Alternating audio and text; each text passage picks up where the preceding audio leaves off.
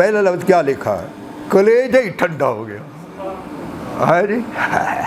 پھر میں نے کہا یار آگے پڑھنے کی ضرورت ہی نہیں. پڑھا میں نے تو پہلا لفظ لکھا تھا هو قدوۃ للاولیاء، یہ اولیاء کا امام ہے جی، اولیاء کا رہبر. حضرت قطب گولڑا رحمۃ اللہ تعالیٰ علیہ کے مرید تھے ہمارے شہر اچ شریف. ان کا نام تھا سید محمد عالم شاہ صاحب، اور تخلص تھا ثابت، بڑے ولی کامل تھے. تو ان کا کلام میں اپنے مرشد کریم سے سنا کرتا تھا. وہ فرماتے تھے عالم جینا خود عامل ہوئے، چھڑا باز سناون کچھ نہیں، شرع شریف تو باہر ہووے تے شیخ سناون کچھ نہیں. طبع سلیم طبع سلیم خشوع نہ ورتے، چھڑا متھا گساون کچھ نہیں. سید صابر جے میں نہ مرے تے مکے جاون. اور جنہوں نے عمل کیا، پہلے سیکھا اور پھر عمل کیا، انہوں نے ابھی بعد میں قدم نہیں رکھا تو عوام کو تو کیا ڈاکوؤں کو ولی بنا دیا. پڑھاتا استاد ہے، بناتا ماں باپ ہے. اس وقت آپ میں سے جو جس حالت میں بیٹھا ہے اس کو اس کے ماں باپ پیدا کس نے کیا ہے؟ اللہ نے. بنایا کس نے ہے؟ آپ جو بھی بیٹھے ہیں. مرشد کو بعد میں، یہ پیر، مرشد نہیں، پیر کو آپ بعد میں ذہن میں رکھیے، اللہ کی ترتیب پر چلیے. ہاں، پیدا خالق نے کیا ہے. آپ جو کچھ بنے بیٹھے ہو، بنایا آپ کے ماں باپ نے ہے. اس لیے وہ فرماتا ہے انشکر لی ولوالدیک، میرا شکر ادا کیا کر، اپنے ماں باپ کا شکر ادا کیا کر. ترتیب دیکھیں جی.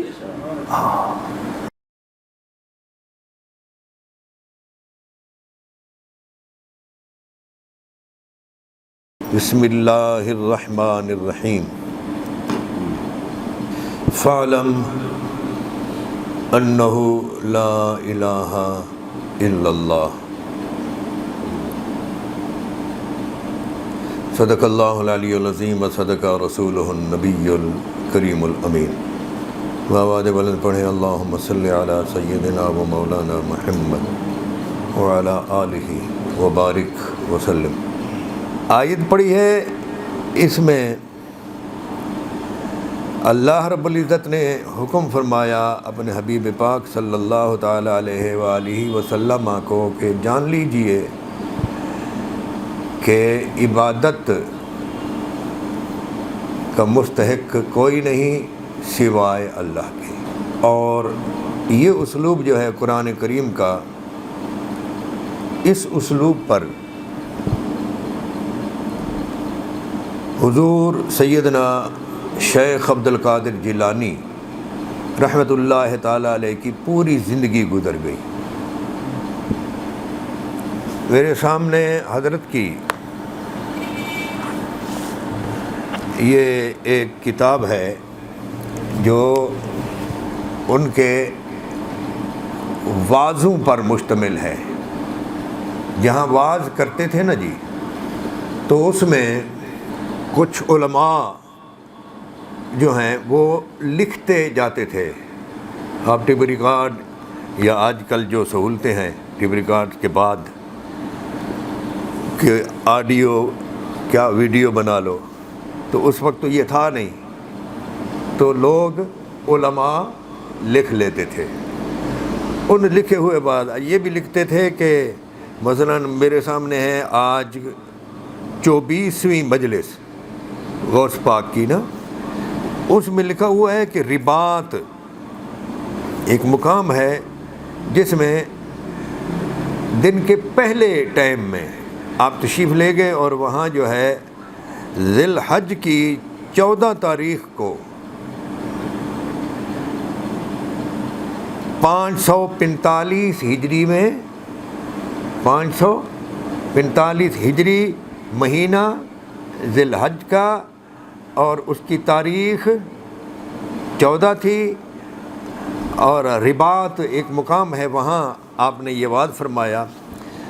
اس وعد میں سے میں آج شرمندگی کے ساتھ یہ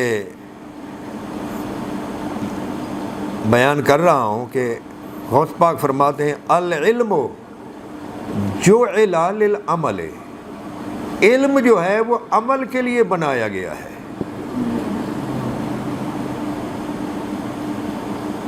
لا بمجرد الحفظ و ارادہ، خالی یاد کرنے و ارادہ علی الخلق، خالی خولی رٹا لگانے، یاد کرنے اور مخلوق پر پیش کرنے کے لیے نہیں بنایا گیا۔ ضرب یضرب ضربا کا رٹا لگا دینا گیا، مجھے آتا ہے فلاں کو آتا ہے، علم اس لیے نہیں بنایا گیا۔ تعلم، سیکھ، وعمل، پھر عمل کر، ثم علم غیرک، پھر غیر کو سکھا۔ ترتیب دیکھیں جی، تعلم، سیکھ، وعمل، عمل کر، ثم علم غیرک، پھر دوسرے کو سکھا، بتا۔ یہ ہے ترتیب۔ اور ہم جو ہیں، ہم تو پڑھتے ہی اس لیے ہیں کہ دوسرے پر پیش کریں گے اور واعظ کریں گے اور لوگوں کو اپنی طرف مائل کریں گے۔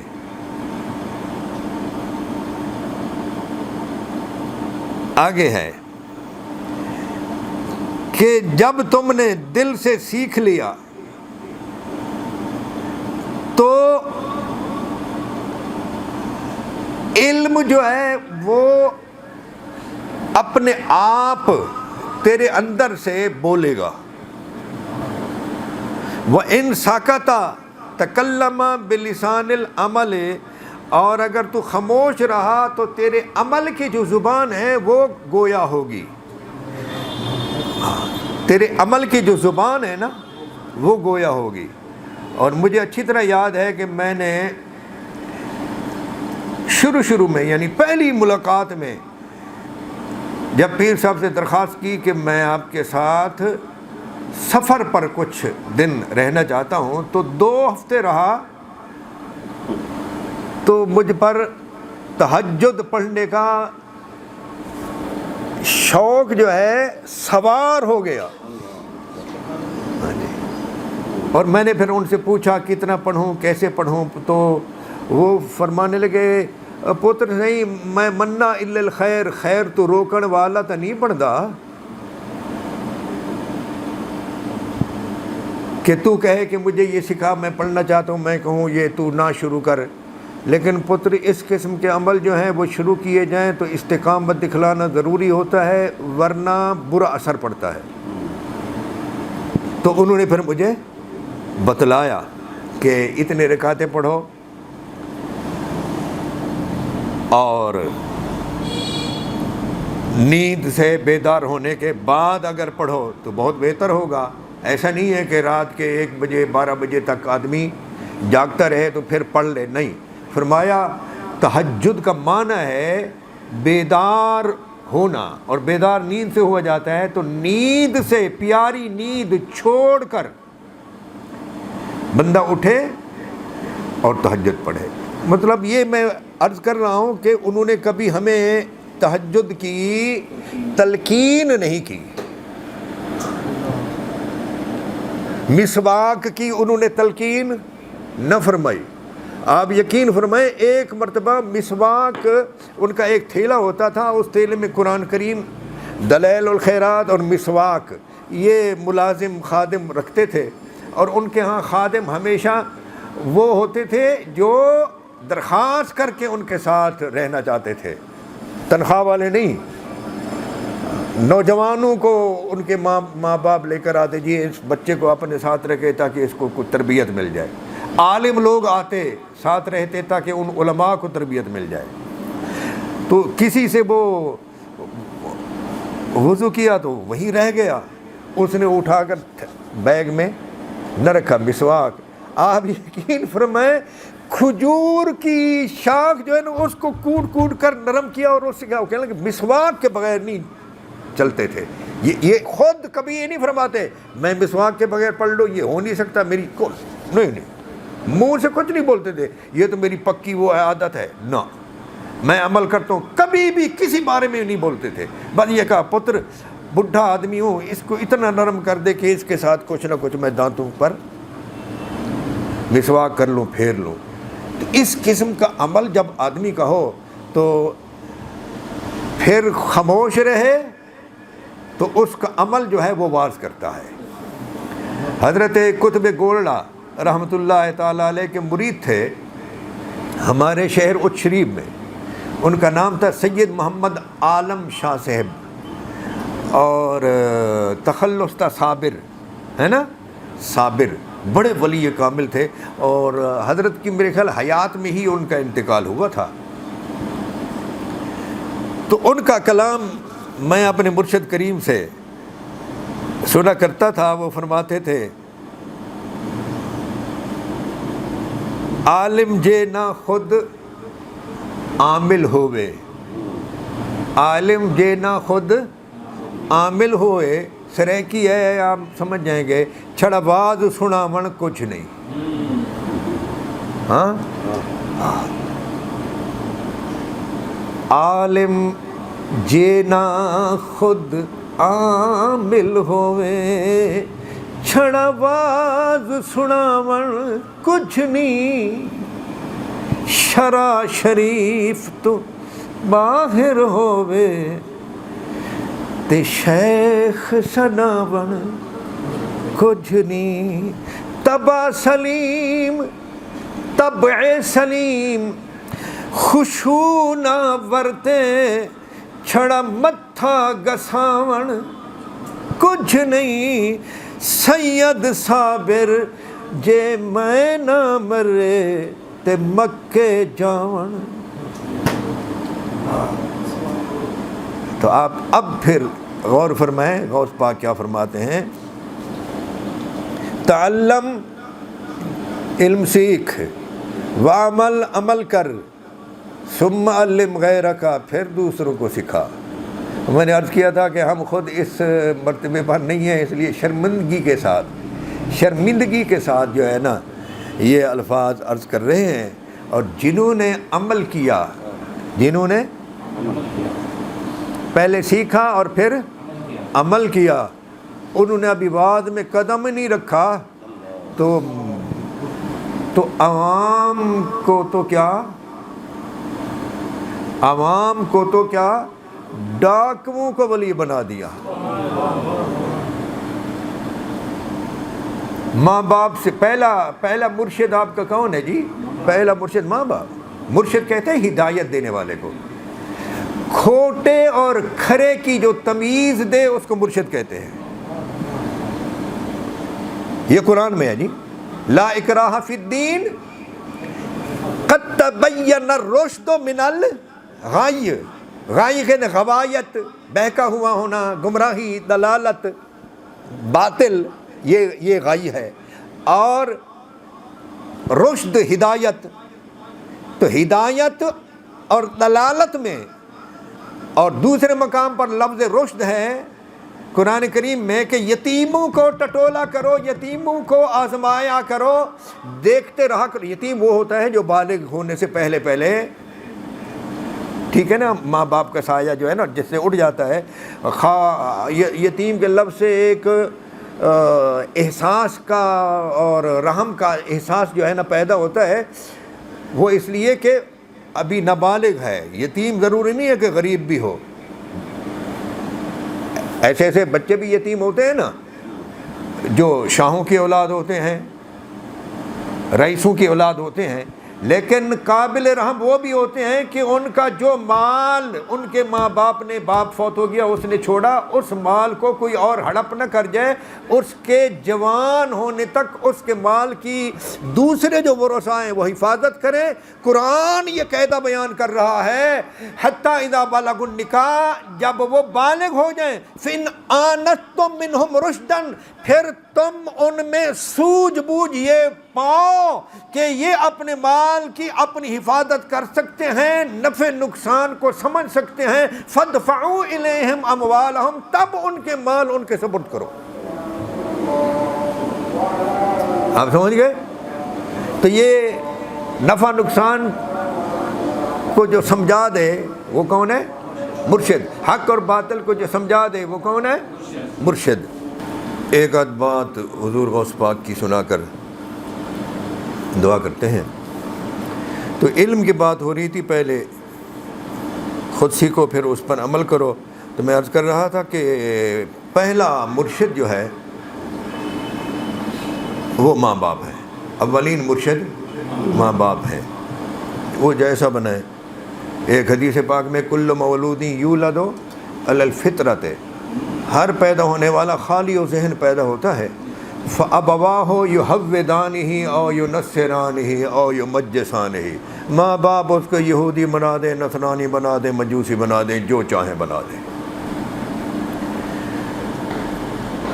آپ دیکھیے نا، ہم اپنے ماں باپ کے گھر میں پیدا ہوئے، ٹھیک ہے، تو اس وقت ڈاکٹر صداقت علی فریدی صاحب ہیں، یہ عالم ہیں، ٹھیک ہے، ان کے والد گرامی یہ باتیں سناتے رہتے ہیں نا، بالکل سفید ان پڑھ تھے، میرے والد گرامی بھی ایسے تھے، ہیں جی۔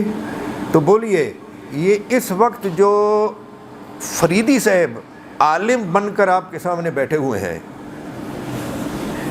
یہ عالم ان کو پہلے ان کے استاد نے بنایا ہے یا ان کے ابا نے؟ وہ اگر نہ لے جاتے ہیں جی، میں اپنی اولاد کے سامنے کہا کرتا ہوں نا کہ بھائی ہم انتہائی کوئی غربت کی کوئی سطح ہوتی ہے نا، انتہائی ہم اس سے بھی نیچے کی سطح کے لوگ تھے۔ تو میں اپنے بچوں کو کہا کرتا ہوں کہ یار میرے والد صاحب کا احسان ہے کہ انہوں نے مجھے مزدوری نہیں کرائی، سائیکل والے کے پاس نہیں چھوڑا، موٹر سائیکل سیکھنے کے لیے، درزی بننے کے لیے نہیں چھوڑا، انہوں نے مجھے پڑھایا، یہ بڑا احسان ہے۔ تو کون بناتا ہے؟ یہودی بنائے، نصرانی بنائے، مجوسی بنائے، عالم بنائے، پڑھاتا استاد ہے، بناتا ماں باپ ہے۔ اس وقت آپ میں سے جو جس حالت میں بیٹھا ہے اس کو اس کے ماں باپ نے بنایا، ٹھیک ہے یا نہیں؟ تو اس لیے پیدا کس نے کیا ہے؟ اللہ نے۔ بنایا کس نے ہے؟ آپ جو بھی بیٹھے ہیں، مرشد کو بعد میں، یہ پیر، مرشد نہیں، پیر کو آپ بعد میں ذہن میں رکھیے، اللہ کی ترتیب پر چلیے۔ ہاں، پیدا خالق نے کیا ہے، آپ جو کچھ بنے بیٹھے ہو بنایا آپ کے ماں باپ نے ہے۔ اس لیے وہ فرماتا ہے انشکر لی ولوالدیک، میرا شکر ادا کیا کر، اپنے ماں باپ کا شکر ادا کیا کر۔ ترتیب دیکھیں جی۔ تو بات یہ دور چلی گئی۔ پہلا رشد میرے غوث پاک کی والدہ ماجدہ سیدہ طیبہ طاہرہ نے اپنے لخت جگر کو یہ دیا، پتر جو کچھ بھی ہو جاوے جھوٹ نہیں بولنا۔ وہ لوٹنے کے لیے آ گئے، سب کو لوٹا، بچہ تیرے پاس؟ کہ جی ہاں میرے پاس پیسے ہیں۔ انہوں نے تلاش کیا، نہ ملے۔ فرمایا میری یہ گدڑی جو ہے نا، یہ نیچے بچھانے والی ریلی، اس میں سلے ہیں، میری ماں نے سیے تھے۔ وہ میرے خیال میں ملا جیون نہیں، ان کا بھی پڑھ رہا تھا، یہ بھی ایک وہ اس میں تھے برات میں۔ ملا جیون ایک بہت بڑے وہ گزرے ہیں، اورنگزیب عالمگیر کے استاد تھے، ایسے ہے نا۔ ہاں، عالمگیر بادشاہ کے استاد تھے ملا جیب، اور ان کی کتابیں بہت مشکل ہیں جو درس میں شامل ہے، درس نظامی میں. تو وہ ایک بارات میں تھے اور لوٹنے والے پہنچ گئے، لوٹا. ایک بچی تھی، اس نے اپنے زیور ویور جو ہے نا چھپا لیے. وہ تمہارے پاس کوئی ہے تو نہیں ہے؟ تو سب نے کہا نہیں ہے، وہ تو چھپا لیے تھے. بعد میں پتہ چلا وہ فلاں بچی جو ہے نا اس کا زیور بچ گیا. رہے کیسے بچ گیا بھائی؟ کہنے لگا اس نے چھپا لیے. چھپانا تو نہیں تھا. ان کو آواز لگائی ادھر آؤ ادھر آؤ ادھر آؤ. تو وہ آگے دوڑے، یہ پیچھے. بالآخر وہ رک گئے تو فرمایا ہماری ایک بچی کے پاس کچھ زیورات رہ گئے تھے، یہ آپ لے لو. تو کہنے لگے یار یہ عجیب آدمی ہے. تو رک گئے اور کہنے لگے پانی ہو گئے. کہنے لگے حضرت یہ آپ کا سچ جو ہے اس نے تو ہمیں بالکل مردہ کر دیا. آپ نے فرمایا چلیں اللہ تعالیٰ نے تمہیں ہدایت دے دی. تو اورنگزیب کے پاس لے گئے. کہنے لگے یہ جو نوجوان بچے ہیں نا ان کو اپنے ہاں نوکری دو. یعنی سچ جس قسم کا بھی ہو نا اپنے اندر اثر رکھتا ہے. تو غوث پاک ابھی پڑھنے جا رہے تھے اور وہ ڈاکو طیب ہو گئے.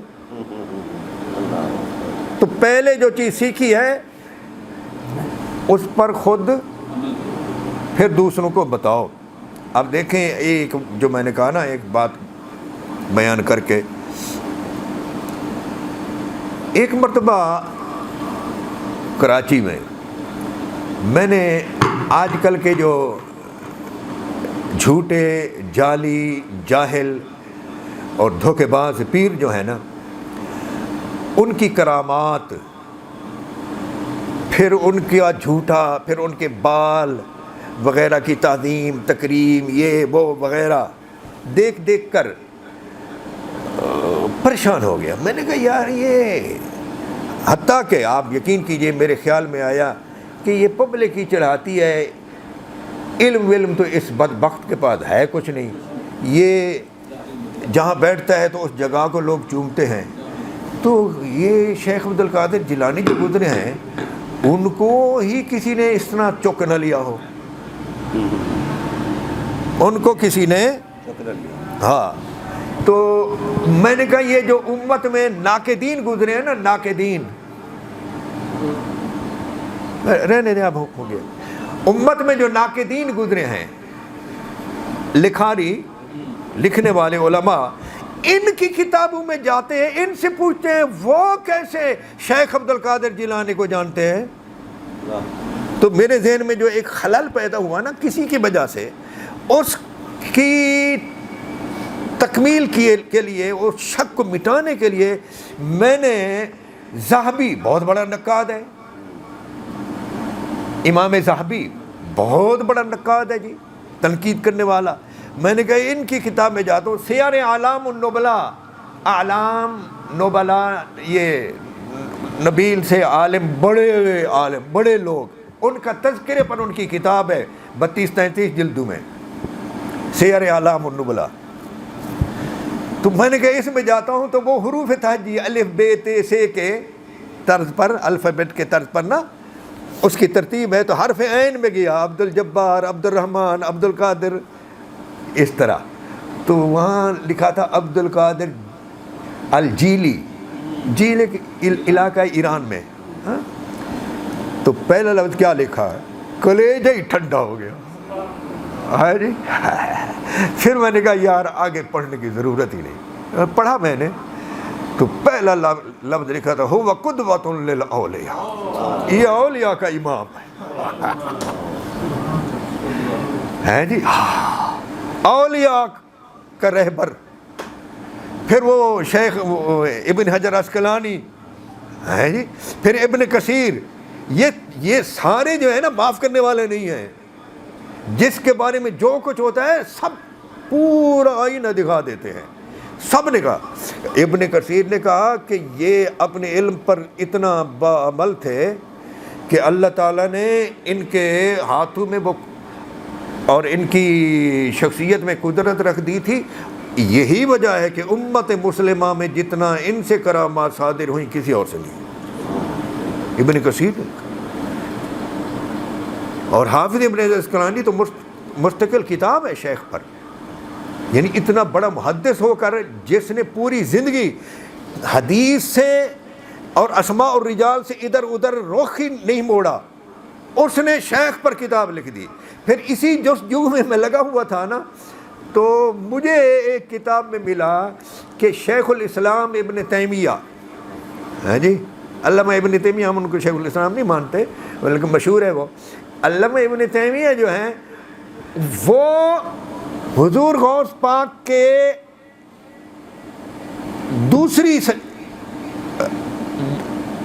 دوسری پیڑھی ہے نا، یہ اگلی نسل جو چلتی ہے نا، دوسری نسل کے وہ تھے شاگرد۔ مثلا میں کسی کا شاگرد ہوں نا تو میرا کوئی شاگرد ہو جائے اور پھر اس شاگرد کا شاگرد، اس کا شاگرد، ہاں، اس طرح وہ شاگرد تھے دوسری جگہ پر، دوسری پر یا تیسری جگہ پر، لیکن شیخ کو مانتے نہیں تھے۔ علامہ ابن تیمیہ شیخ کو نہیں مانتے تھے۔ وہ کہتے ہیں کہ لکھنے والے کہتے ہیں، ابن مفلح مقدسی حنبلی ہیں ایک، انہوں نے کتاب لکھی ہے مصائب الانسان من مکائد الشیطان، انسان کو شیطان کے مکروں سے جو مصیبتیں پہنچتی ہیں نا وہ لکھی ہیں، اور ان کا تدارک لکھا ہے کہ انسان کیسے بچ سکتا ہے، کہ انسان کیسے کیسے مکر کرتا ہے۔ یعنی جیسا کوئی مالدار ہوگا نا، ڈاکہ مارنے والا بھی ایسا ہی ہوگا۔ بولیے، جیسے بیکار کے لیے ایک نکد یا شتونگڑا ہی کافی ہے، ہاں جی، اور جس کے پاس علم عمل کا بڑا ذخیرہ ہو ان کے لیے نکا کو تگڑا شیطان ہے جی، اور حملہ بھی تکڑا۔ تو وہ شیطان کے مکر جو ہیں عام آدمی کے لیے کیسے ہوتے ہیں، عالم کے لیے کیسے ہوتے ہیں، واعظ کے لیے کیسے ہوتے ہیں، ولی کے لیے کیسے ہوتے ہیں، یہ انہوں نے کس سے لکھے، پھر بچنا لکھا۔ تو اس میں انہوں نے لکھا شیخ محمد بن مفلح نے کہ بھائی علامہ ابن تیمیہ جو ہے حضور غوث پاک کا یہ واقعہ پڑھ کر ان کے قائل ہو گئے تھے، یہ واقعہ پڑھ کر نہیں، سن کر، یہ واقعہ سن کر ان کو ان کے دادا استاد نے بتایا کہ شیخ جو ہے تقدیر پر وعظ فرما رہے تھے، کہ یکایک وعظ جب اپنے جوبن پر پہنچا نا، اور یہ تو آپ کو معلوم ہے کہ آپ کے وعظ سے جو ہیں یہ عیدگاہیں وغیرہ جب بھر جاتی تھیں تو پھر آپ جنگلوں کا رخ کرتے تھے، اور آپ کی کرسی کے پائے کے ساتھ بیٹھا ہوا شخص بغیر لوٹ کے جس طرح سنتا تھا اور سمجھتا تھا، آخری شخص بھی اسی طرح سنتا اور سمجھتا تھا۔ یہ تصرف تھا شیخ کا۔ تو کہنے لگے وہ وعظ فرما رہے تھے تقدیر پر۔ تقدیر کیا ہے؟ جو اللہ تعالیٰ چاہے، یہی ہے نا۔ تو یکدم اچانک ادھر سے پھوں پھاں کی آواز آئی، لوگوں نے سنی تو لوگ جو ہے نا اٹھے اور منتشر ہو گئے۔ ایک اژدہا آیا آپ کے سامنے اور سامنے کھڑا ہو گیا، اور وہ کچھ بڑبڑا رہا تھا، وہ کچھ بولتا رہا۔ اس کے بعد پھر وہ آرام سے بیٹھا اور پیچھے رخ کر کے چل دیا۔ تو لوگ جو ادھر ادھر دوڑ گئے تھے وہ واپس آ گئے۔ تو انہوں نے کہا حضرت کیا ہوا تھا؟ فرمانے لگے میں چونکہ تقدیر پر بول رہا تھا اور اتنا بڑا اژدہا سامنے آیا تو میں اس سے ڈر جاتا، تو میرے کلام میں اور میرے عمل میں فرق آ جاتا۔ میں نے یہ کہا کہ یہ کیڑا میرا کیا بگاڑ سکتا ہے؟ تو میں چونکہ بات پر لگا رہا تو اس کے بعد پھر وہ بولنے لگ گیا تو میں خاموش ہو گیا کہ کیا بولتا ہے۔ تو اس نے کہا کہ اس طریقے سے میں نے بڑے بڑے لوگوں کو بہکا دیا ہے کہ جن کا علم اور عمل مطابقت رکھتے ہیں یا نہیں ہیں جی، اس طرح میں نے بڑے بڑے لوگوں کو بہکا دیا ہے، لیکن آپ کو آپ کے علم نے بچا لیا۔ فرمایا نہیں، مجھے میرے علم نے نہیں بچایا، رب نے بچایا۔ کس نے بچایا؟ تو شیخ محمد بن مفلح المقدسی الحنبلی رحمۃ اللہ علیہ لکھتے ہیں کہ یہ واقعہ جب دادا استاد کی روایت سے شیخ ابن تیمیہ نے سنا تو اس دن سے پھر شیخ عبد القادر جیلانی کے قائل ہو گئے جی۔ آخر میں عرض کروں گا کہ آپ حضرات سے کہ یہ جو شیخ کی کتابیں ہیں نا، آپ ان کو پڑھو، آپ کو شیخ کا ہر بات، آپ کو شیخ کی ہر بات جو ہے براہ راست اللہ تعالیٰ کی طرف لے جائے گی۔ شیخ اپنی کسی بات سے لوگوں کو اپنی طرف قائل نہیں کرتے، اپنی طرف مائل نہیں کرتے، اللہ تعالیٰ کی طرف لے جاتے ہیں۔ اور اگر آپ سمجھنا چاہیں تو میں اتنا عرض کروں گا کہ شیخ کے کلام میں، ان کی تصانیف میں یا ان کے وعظ میں آپ اللہ تعالیٰ کے علاوہ کسی اور کا ذکر نہیں سنیں گے، حتیٰ کہ یہ فضائل، یہ حضور یعنی وعظ شروع کریں اور حضور کے فضائل اور حضور کے معجزات بیان کریں، ایسا بھی آپ کو نہیں ملے گا۔ کیا؟ ہاں، کسی شخص کے وعظ شروع کریں اور کسی شخص کے کرامات اور اس کے فضائل اور یہ بھی نہیں ملے گا۔ میں آپ کو بڑے وثوق سے کہہ رہا ہوں، ملے گا تو اللہ تعالیٰ کا ذکر کریں گے، اس میں حدیث لے آئیں گے، اس میں حضرت ابوبکر صدیق کا قول لے آئیں گے، اس میں مولا علی کا قول لے آئیں گے، اور یہ سب جو ہے نا انبیاء، اولیاء، صلحاء، ان سب کو اللہ تعالیٰ کی طرف لے جانے والا آپ کے سامنے پیش کریں گے۔ وَمَا خَلَقْتُ الْجِنَّ وَالْإِنسَ إِلَّا لِيَعْبُدُونِ وَمَا عَلَيْنَا إِلَّا الْبَلَاغُ۔